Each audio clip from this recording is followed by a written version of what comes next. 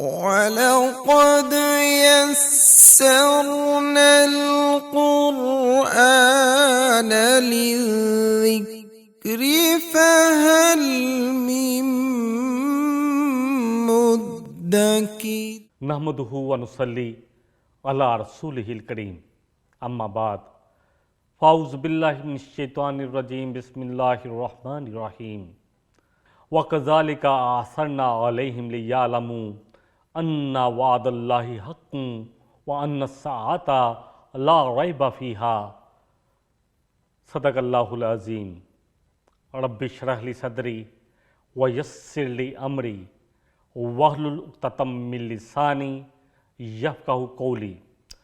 سورہ الکہف کی آیت نمبر 21۔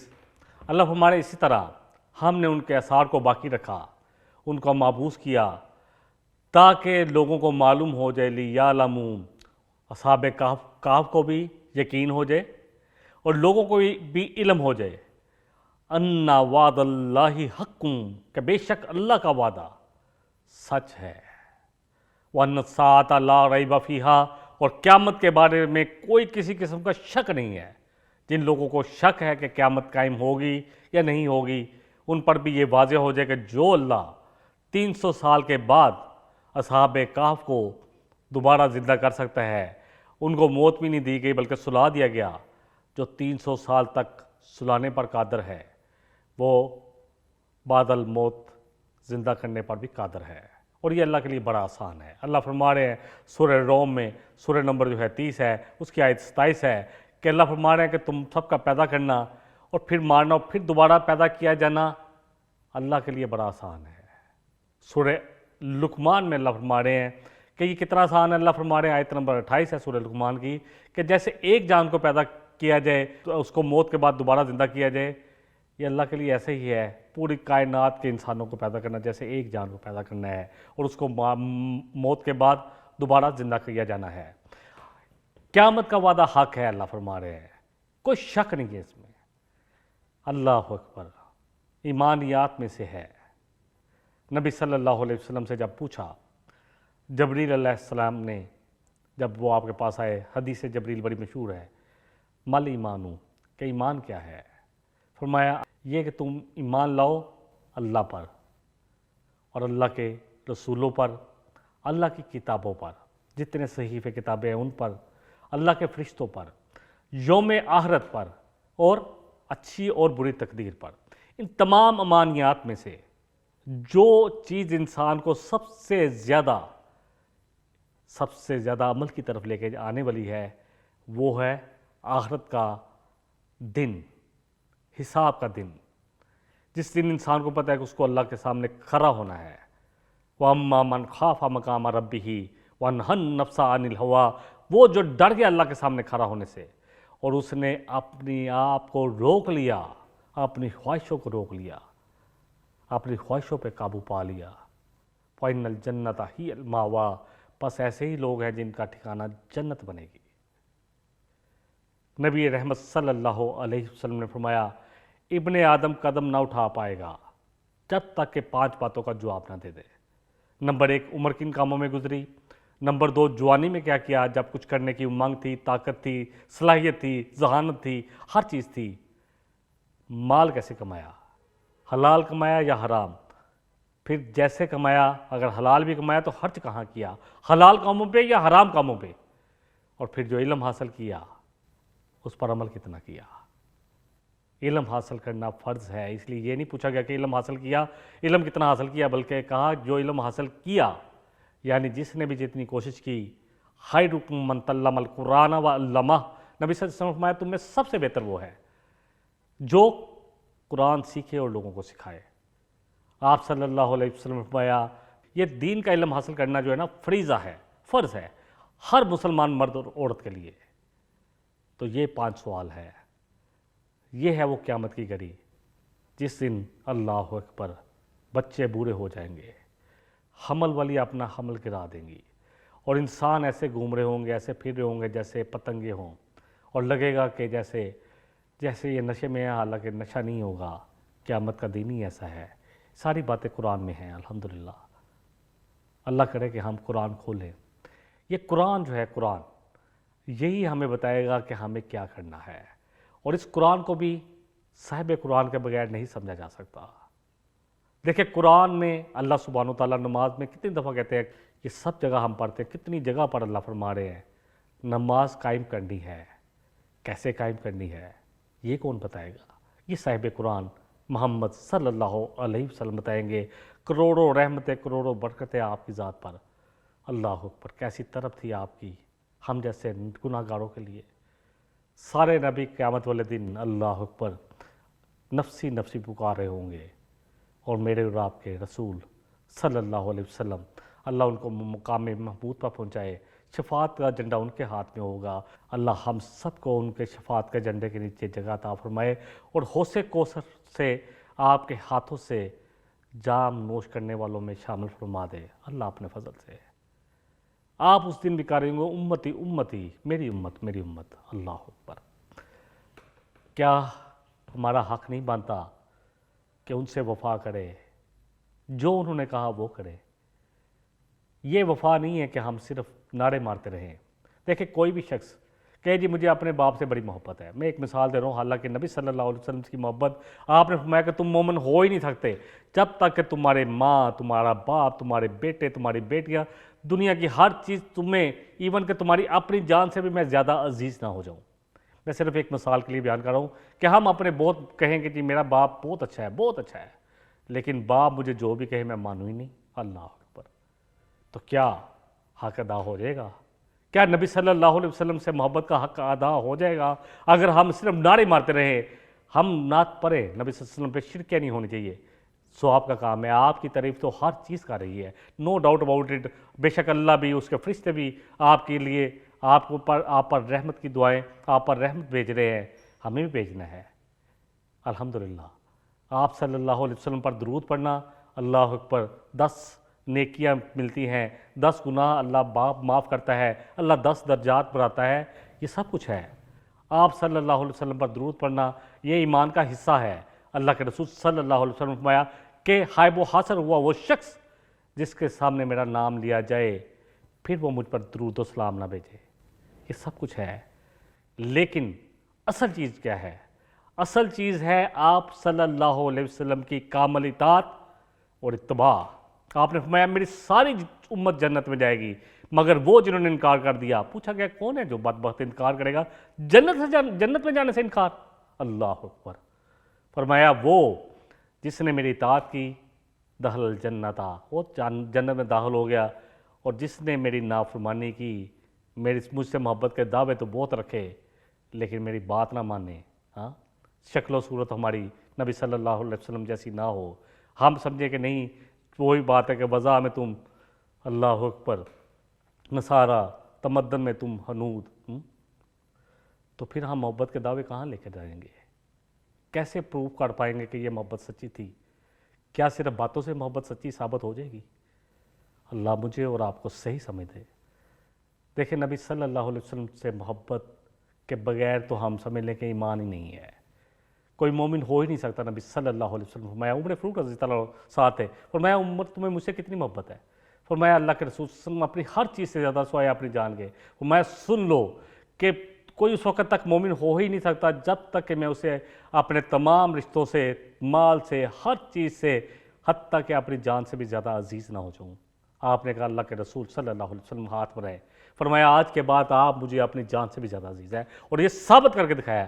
صحابہ آپ کا وضو کا پانی گرنے نہیں دیتے تھے آپ کے آگے۔ اللہ اکبر، غزوہ احد دیکھ لیں کتنے صحابہ تھے، کتنے صحابہ مہاجرین میں سے جو آپ کے ساتھ کھڑے تھے، اور اسی طرح انصار میں سے اپنے اوپر تیر لے رہے تھے اور کوشش کر رہے تھے کہ نبی صلی اللہ علیہ وسلم کو کچھ بھی ذرا سی بھی تکلیف نہ پہنچے، ذرا سی ضد بھی نہ پہنچے۔ اللہ اکبر، یہ ہے محبت۔ اور آپ کے ہر فرمان پر بلا چون و چرا عمل کرنا، جو آپ نے کہا اس پر عمل کرنا۔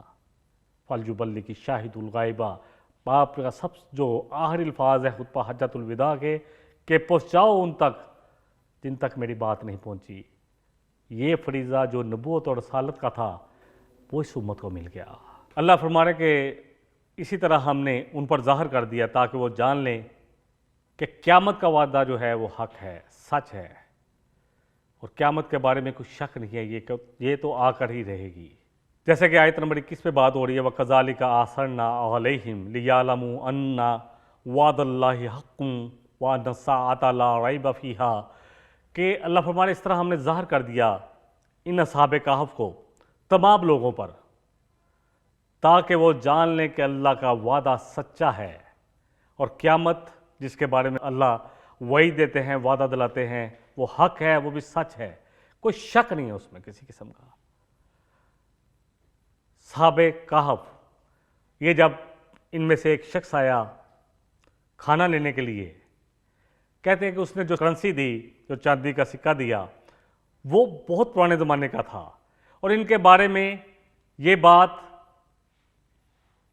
نسلوں سے چلی آ رہی تھی، یہ چل رہی تھی کہ کچھ نوجوان تھے جو کھڑے ہوئے تھے اس وقت بادشاہ کے سامنے، پھر وہ غائب ہو گئے، زمین کھا گئی، آسمان کھا گیا، ان کے پتہ ہی نہیں چلا کہ وہ کہاں گئے، ان کو بہت ڈھونڈا گیا تھا۔ تو اب جیسے ان میں سے کوئی شخص آیا، اور اس نے جب، وہ شخص بھی خود بھی حیران تھا کہ جب وہ بازار میں آیا تو وہاں کا سب کچھ تبدیل ہو چکا تھا، اس کو سمجھ نہیں آ رہی تھی کہ یہ سب کچھ کیسے ہوا، اور پھر جب اس نے وہ سکہ دیا تو معلوم ہوا کہ یہ تو بہت پرانا سکہ ہے۔ انہوں نے اس وقت اس سے پوچھا کہ تم کون ہو، تو جب اس نے پھر سچ بولا کہ میں تو وہی ہوں، تو اس وقت جو بادشاہ تھا وہ چینج ہو چکا تھا، دقیانوس کی حکومت ختم ہو چکی تھی، بت پرستی ختم ہو چکی تھی، بلکہ اب سارے کی ساری سلطنت جو ہے وہ عیسائی ہو چکی تھی۔ اس لیے جب اس نے اپنا تعارف کرایا تو وہ لوگ دیکھ کر، اللہ اس آیہ مبارکہ میں یہی فرما رہے ہیں کہ وہ لوگ، ان پر جب ظاہر ہو گیا کہ یہ 300 سال بعد آ گیا ہے، اللہ فرما رہے ہیں اس لیے اللہ نے کیا تاکہ وہ جان لیں کہ اللہ کا وعدہ سچا ہے، قیامت کے بارے میں کوئی شک نہیں ہے، لا ریب فیہ، کوئی شک نہیں ہے، لا ریب فیہا، کوئی شک ہی نہیں ہے اس قیامت کے بارے میں کہ وہ تو آ کر ہی رہے گی۔ نبی صلی اللہ علیہ وسلم نے فرمایا، جب آپ خطبہ دیتے تھے تو آپ اپنی 2 انگلیاں اٹھا کر کہتے تھے کہ اب قیامت اتنی قریب ہے جتنی میری 2 انگلیاں، یعنی میرے بعد جو سب سے بڑا واقعہ ہونے والا وہ قیامت ہے۔ قیامت ویسے ہی انسان جب جو چلا جاتا ہے اس کی تو قیامت قائم ہو ہی جاتی ہے، لا ریب فیہا، کوئی شک نہیں ہے اس میں۔ اب جب ان کو معلوم ہوا کہ یہ تو وہی ہیں، اور ساری سلطنت جو ہے وہ اس وقت تک عیسائی ہو چکی تھی، کیونکہ اس وقت وہی مسلم تھے، عیسائی مسلم تھے، کیونکہ وہ عیسیٰ علیہ السلام کو ماننے والے تھے۔ بنی اسرائیل نے عیسیٰ علیہ السلام کا انکار کر دیا تھا اور اس جرم کے مرتکب ہوئے تھے، اپنے تئیں انہوں نے عیسیٰ علیہ السلام کو سولی چڑھانے کی کوشش کی تھی، اور اللہ نے عیسیٰ علیہ السلام کو آسمان پر پورا کا پورا اٹھا لیا۔ عیسیٰ علیہ السلام کو دوبارہ قیامت کے قریب، قرب قیامت واپس آنا ہے، اور آپ ہی کے ہاتھوں جو مسیح الدجال ہے اس کو قتل کریں گے عیسیٰ علیہ السلام، پھر یاجوج ماجوج کا واقعہ رونما ہونا ہے۔ یہ ساری قرب قیامت کے بارے میں احادیث ہمیں نبی کریم صلی اللہ علیہ وسلم کی ملتی ہیں۔ بہرحال اب ان میں ایک جھگڑا شروع ہو گیا، کہتے ہیں کہ یہ لوگ اس شخص کو لے کے واپس گئے۔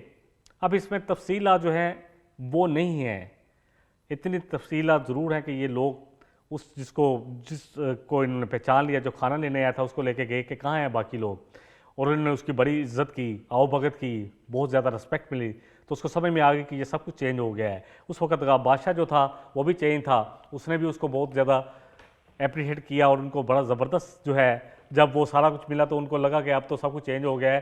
کہتے اس وقت جو بادشاہ تھا اس کا نام تھا تھیوڈوسس، جو پہلے تھا دقیانوس تھا۔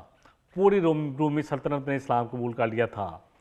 اب یہ لوگ غار کی طرف گئے، غار کی طرف یہ شخص اندر گیا یا سارے گئے، بہرحال اللہ نے جب یہ گئے تو ان کو دوبارہ سلا دیا۔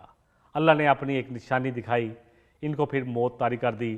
یہ ایمان کی حالت میں اصحاب کہف جو تھے ان کو اللہ نے موت ان پر طاری کر دی، اور اس طرح اب ایک نیا جھگڑا شروع ہو گیا۔ آیت نمبر 21 میں اللہ فرما رہے ہیں اِذْ يَتَنَازَعُونَ بَيْنَهُمْ أَمْرَهُمْ، جب وہ اپنے اس کام کے بارے میں ایک دوسرے سے تنازع کر رہے تھے، جھگڑا کر رہے تھے۔ فَقَالُوا ابْنُوا عَلَيْهِمْ بُنْيَانًا، ان میں سے ایک گروہ نے کہا کہ ان کے اوپر کوئی یادگار عمارت بنا دیتے ہیں۔ رَبُّهُمْ أَعْلَمُ بِهِمْ، اللہ بہتر جانتا ہے ان کے بارے میں کہ ان کے ساتھ کیا ہوا. یعنی اللہ فرما رہے ہیں کہ صحابہ کہف اس کے بعد کیسے، کیا سارے سب لوگوں کو انہوں نے جا کے دیکھا، یا ایک شخص اندر گیا اس کو موت ہو گئی آ گئی. اب جب ان کو موت آ گئی اسی غار میں، تو انہوں نے فیصلہ کیا کہ اس کے اوپر ایک یادگار عمارت بنا دی جائے تاکہ یاد رہے کہ یہ وہ لوگ تھے جو 300 سال تک سوئے رہے. 300 سال تک. بہرحال اس پہ ابھی جھگڑا چل ہی رہا تھا.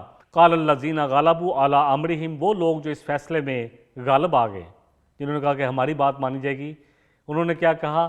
لَنَتَّخِذَنَّ عَلَيْهِمْ مَسْجِدًا، کہنے لگے کہ کیوں نہ ہم ان پر ایک مسجد تعمیر کر دیں، ایک مسجد تعمیر کر دی جائے. کیونکہ یہ مسلمان تھے، ڈیفینیٹلی انہوں نے گرجے بنانے تھے، یا جو بھی ان کا عبادت گاہ تھی، چاہے سینیکوگ تھا، سینیکوگ یہود کا ہوتا ہے، ان کے جو یہ اپنے بنا رہے تھے چرچ، تو انہوں نے کہا کیوں نہ اس پہ ایک چرچ بنا دیا جائے یا مسجد بنا دی جائے، عبادت گاہ بنا دیا جائے.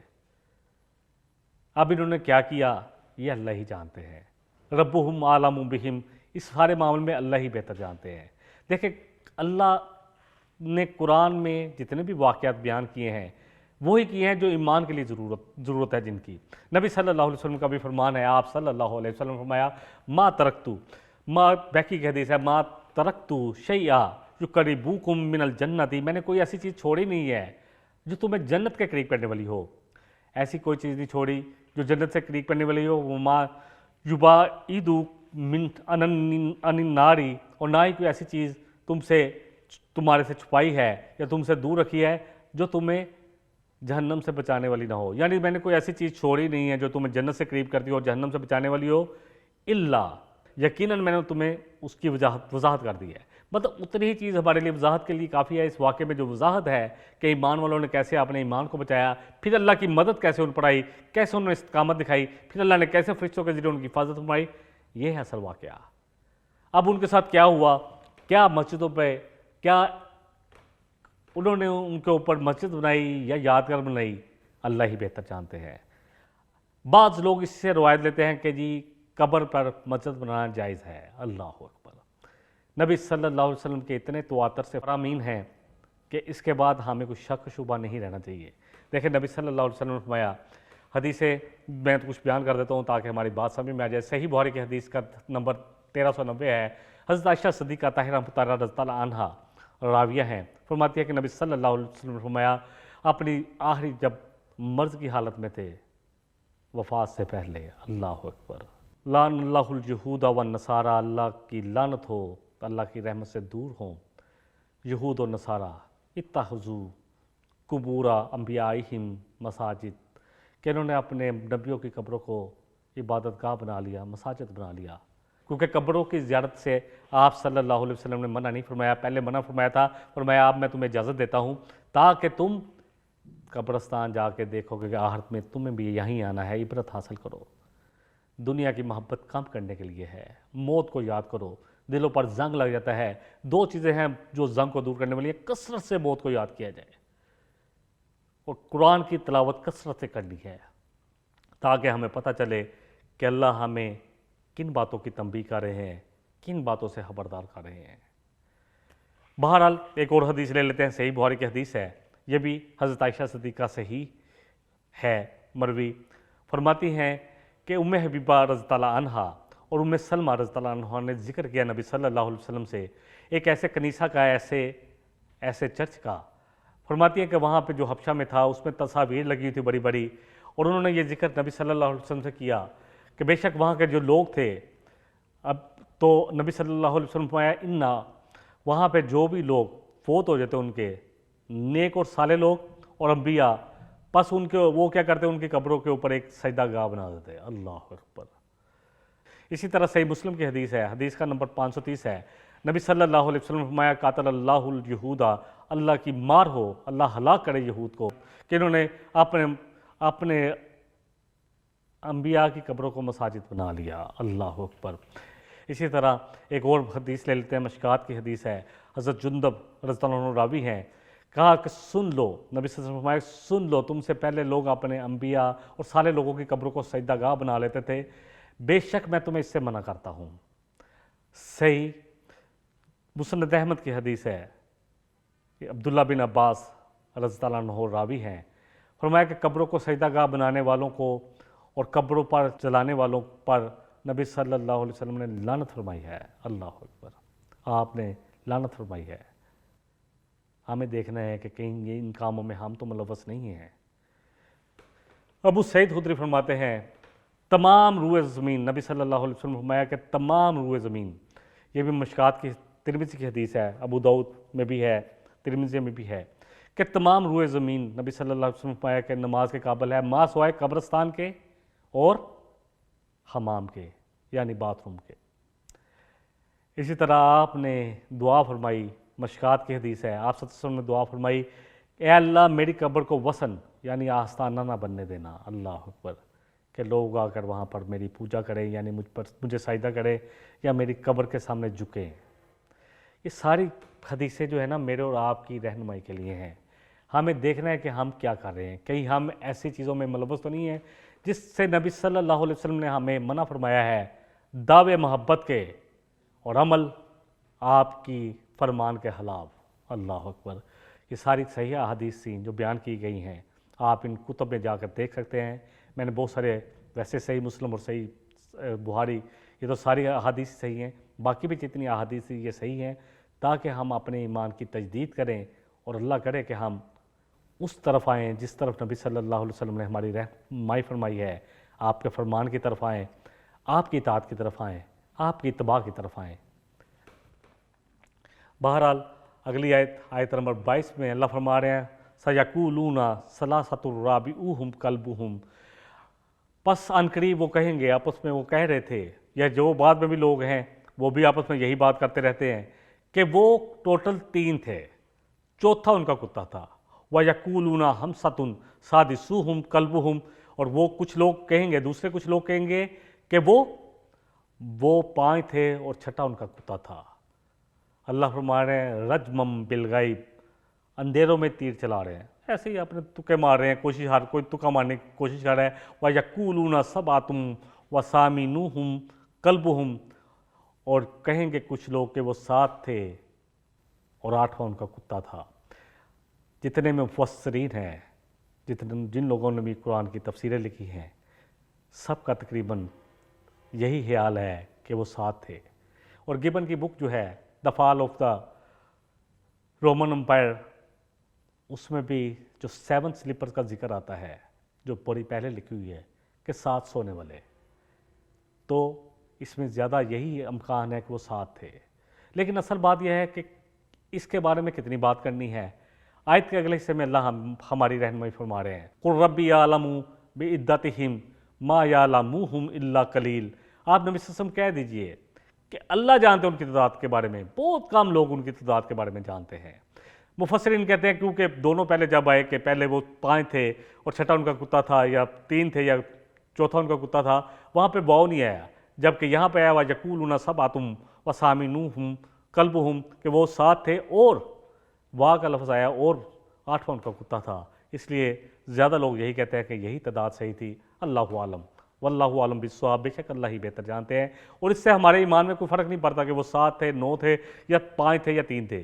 اصل بات یہ ہے کہ ان کا ایمان کیا تھا، ان کا عمل کیا تھا، اور وہ عمل ہمیں کیا سبق دے رہا ہے، وہ ہے ہمیں لینا۔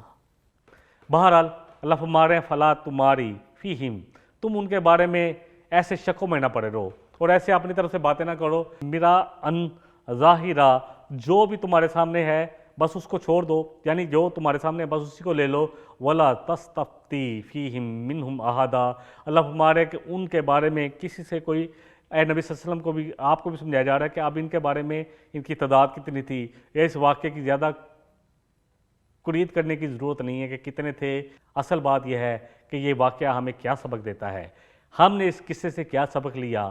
صحابہ کہف کے قصے سے الحمدللہ ہم نے 3 قصے اس پر کی، 3 پروگرام کیے، اس میں کیا کیا سبق تھے ہمیں ایک دفعہ پھر دہرا لینے چاہیے تھے کہ وہ کچھ نوجوان تھے جنہوں نے پہاڑ میں جا کے پناہ لی۔ کیونکہ وہاں کا رہنے والا بادشاہ چاہتا تھا کہ یہ کسی طرح ان کو اپنے دین کی طرف پلٹا لیا جائے۔ وہ بادشاہ کے دربار میں کھڑے ہوئے، انہوں نے جا کر بادشاہ کے دربار میں کلمہ حق کہا اور کہا کہ ہم اللہ کے علاوہ کسی کو نہیں پکاریں گے، اور اگر تمہارے پاس کہتے تھے کہ یہ لوگ ہمیں مجبور کر رہے ہیں، یہ خود کیوں نہیں دلیل لے کے آتے کہ واقعی کیوں اللہ نے کسی کو اور کو بھی الہ کہا ہے، یا اللہ نے کہا کہ میرے علاوہ اور بھی کوئی الہ ہے، یا ان کی کتابیں یا ان کے صحیفے یا ان کے کہیں سے یہ کوئی دلیل تو لے کے آئیں. اور کہتے تھے کہ اگر ہم نے اپنے آپ کو قائم نہ رکھا تو یہ یقیناً اگر ہم نے اللہ پر یہ بہتان باندھا کہ اللہ کے علاوہ کوئی اور الہ ہے، ان کی بات کو ماننا، تو پھر ہم نے بڑی نا انصافی کی بات کی. اور پھر انہوں نے جا کر غار میں پناہ لی. پھر اللہ نے کیسے ان کی مدد کی، کیسے فرشتے ان کے لیے مددگار بنے، کیسے ان کو جتنی روشنی چاہیے تھی، آکسیجن چاہیے تھی، اللہ نے یہ سارا انتظام کیا. اللہ نے ان کے کتے کو بٹھا دیا 300 سال تک، اس کو بھی زندگی دی تاکہ ان کی حفاظت کی جائے. یہ سب کچھ اللہ نے کیا.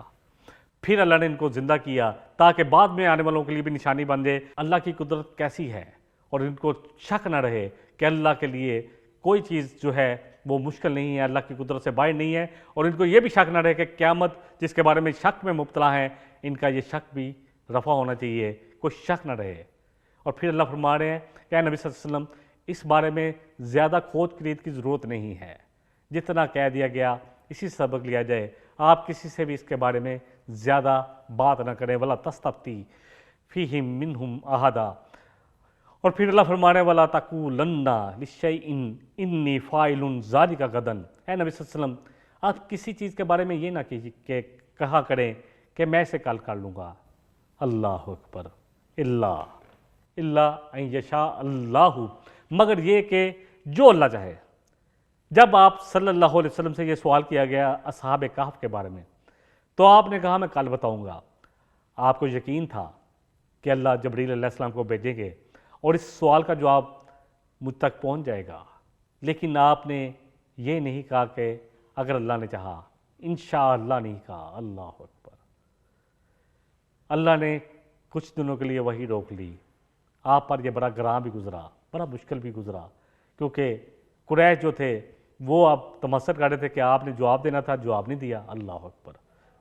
حالانکہ ان کو وہ جواب اس لیے نہیں مانگ رہے تھے کہ ان کو کوئی ہدایت چاہیے تھی، وہ صرف اور صرف تمسک اڑانا چاہتے تھے، یا یہ ثابت کرنا چاہتے تھے کہ آپ اللہ کے رسول نہیں ہیں صلی اللہ علیہ وسلم. اللہ اکبر. منافق ہوں یا کافر ہوں، یہ قسمیں کھاتے ہیں. منافقوں کے بارے میں آتا ہے، جیسے ہم پڑھیں گے اللہ اکبر سورہ منافقون میں، کہ قسمیں کھاتے ہوئے ہیں جب آتے ہیں آپ کے پاس کہ آپ اللہ کے رسول ہیں. اللہ فرما رہے ہیں اللہ جانتا ہے کہ آپ اللہ کے رسول ہیں، اور اللہ یہ بھی کہتا ہے کہ یہ جھوٹے ہیں، ان کے دل میں کچھ اور ہے، زبان پہ کچھ اور ہے. اور مشرکین زبان سے کہتے تھے کہ آپ اللہ کے رسول نہیں ہیں. اللہ اکبر. یہ اس لیے پوچھ رہے تھے. بہرحال آپ نے ان سے وعدہ کر دیا، وہی آ نہیں رہی تھی، آپ پریشان تھے. پھر اللہ نے جبریل علیہ السلام کو بھیجا. اے نبی صلی اللہ علیہ وسلم کسی چیز کے لیے آپ یہ نہ کہیں کہ میں کل یہ کر دوں گا، مگر انشاءاللہ کہ اگر اللہ نے چاہا. ساتھ یہ ضرور کہیں. اس سے ایک بات سمجھ میں آتی ہے کہ آپ کے چاہنے سے نہیں ہوتا، آپ کے اختیار میں اللہ نے دیا ہوا ہے جو وہ اللہ ہی کی طرف سے ہے. جیسے سورہ الاعراف کی آیت نمبر 188 ہے، جس میں اللہ فرمانے کل لا املک لنفسی نفع ولا ضرا الا ما شاء اللہ. آپ کہہ دیجیے نبی صلی اللہ علیہ وسلم کہ میں اپنی جان کے لیے بھی کسی چیز کا اختیار نہیں رکھتا، کسی نفع نقصان کا، مگر جو اللہ چاہے. اصل بات ہے کلی اختیار اللہ کے ہاتھ میں ہے. آپ نے صرف یہ کہہ دیا کہ میں یہ کل کر دوں گا. انشاءاللہ کہنا آپ بھول گئے، آپ نے نہیں کہا. اللہ یہاں یہی فرما رہے ہیں وَلَا تَقُولَنَّ لِشَيْءٍ إِنِّي فَاعِلٌ ذَلِكَ غَدًا. آپ کسی کام کے لیے یہ نہ کہیے کہ میں کل کر دوں گا. اِلَّا أَن يَشَاءَ اللہ، مگر ساتھ یہ ضرور کہے کہ اگر اللہ نے چاہا. سارا اختیار اللہ کے پاس ہے. اللہ فرما رہے ہیں آیت نمبر 24 میں اِلَّا أَن يَشَاءَ اللہ، مگر جو اللہ چاہے. اے نبی صلی اللہ علیہ وسلم جب آپ بھول جائیں تو فوراً اللہ کو یاد کر لیا کریں. عبداللہ بن عباس کہتے ہیں کہ یعنی فوراً اگر آپ کو پہلے نہیں کہا تو دوبارہ فوراً کہہ لینا چاہیے. مطلب یہ ہے کہ آپ فوراً اللہ کو یاد کر لیں. اور ہمارے لیے بھی یہ رہنمائی ہے کہ کسی کام کے لیے اگر ہم انشاءاللہ نہیں کہتے تو جیسے یاد آئے تو انشاءاللہ کہہ لینا چاہیے. وَقُلْ عَسَىٰ أَن يَهْدِيَنِي رَبِّي. آپ کہیے کہ یقیناً ہو سکتا ہے کہ میرا رب مجھے ہدایت دے گا. لِأَقْرَبَ مِنْ هَٰذَا رَشَدًا، اس بارے میں رہنمائی فرمائے گا.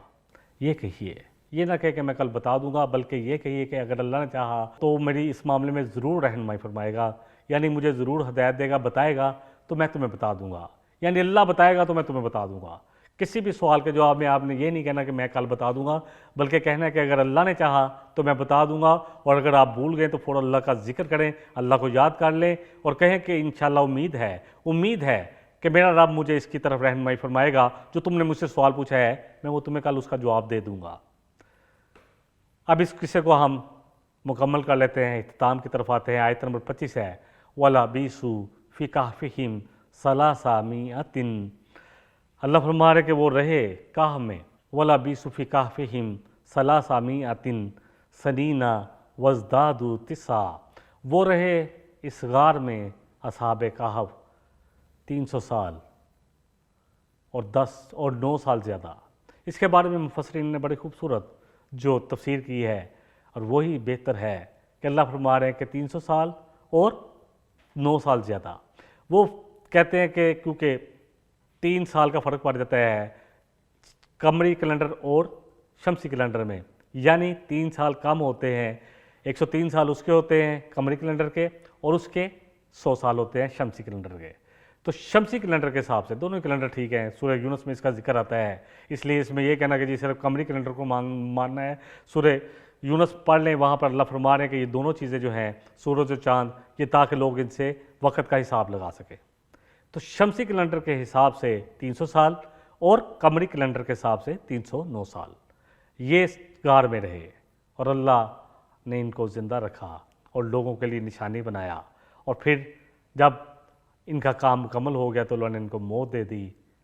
یہ ہے اصحاب کہف کا قصہ جو ہمارے لیے بیان کیا گیا ہے۔ اس میں جتنے سبق ہیں، سب سے پہلے کہ ایمان پر جم جانا، زندگی سے زیادہ جو ہے ایمان کا عزیز ہو جانا، یعنی ایمان سب سے پہلے آ جائے۔ ایمان کو چھوڑنا یا کفر کی طرف پلٹنا ایسے ہی ہو جیسے کہ آگ میں ڈال دیا جائے۔ اللہ اور اس کے رسول کی محبت سب سے زیادہ ہونا، یعنی ہر چیز سے زیادہ اللہ اور اس کے رسول کی محبت کا ہونا، اور پھر کسی کے لیے محبت کرنا تو اللہ کے لیے، اور کسی سے اگر بغض رکھنا تو وہ بھی صرف اللہ کے لیے۔ جس نے اللہ کے لیے محبت کی اور بغض رکھا تو وہ بھی اللہ کے لیے، وہ ایمان کا حلاوت پا گیا، وہ ایمان کو پا گیا۔ اللہ تعالیٰ مجھے اور آپ کو جتنی بھی اس قصے میں عبرت تھی اور جو سبق تھا، اللہ تعالیٰ ہم سب کو یہ عبرت بھی حاصل کرنے کی توفیق عطا فرما دے کہ جو جن چیزوں سے منع کیا گیا ہے ہم ان سے رک جائیں، اور جتنا سبق ہے جو کرنے کے لیے کہا گیا ہے اللہ اس کی طرف بھی میری اور آپ کی رہنمائی فرما دے۔ وآخر دعوانا ان الحمدللہ رب العالمین، سبحانک اللہم و بحمدک، اشہد ان لا الہ الا انت، استغفرک و اتوب الیک۔ والسلام علیکم ورحمۃ اللہ وبرکاتہ۔ وَلَقَدْ يَسَّرْنَا الْقُرْآنَ لِلذِّكْرِ فَهَلْ مِن مُّدَّكِرٍ